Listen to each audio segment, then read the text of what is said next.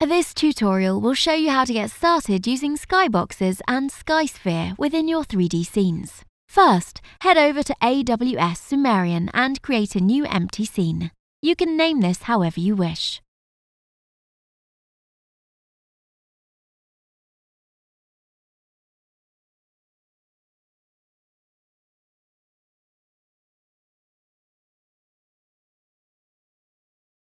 By default, your scene only contains a camera. To get started, head over to the Entities panel and select the root entity, then expand the Environment component. Next, expand the Skybox property. Click on the Add button to create a new Skybox. We're now ready to add the Skybox textures. A Skybox is built using a horizontal cross-input format to provide 360-degree coverage and act as an infinitely large box covering your scene.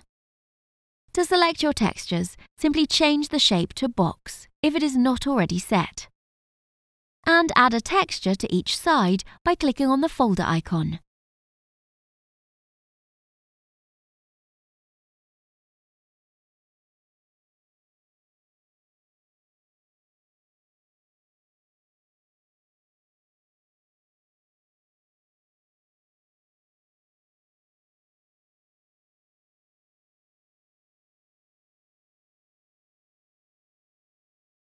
Once you've added all your textures to your canvas, you should notice that the grey canvas has now been swapped out to be the textured inside of a box.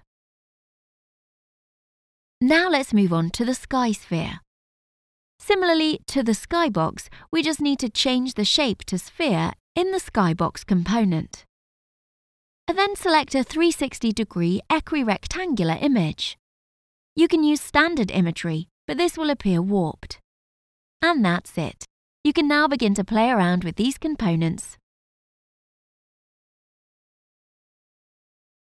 To follow the latest AWS features, be sure to subscribe to the channel and turn on notifications so you don't miss a video.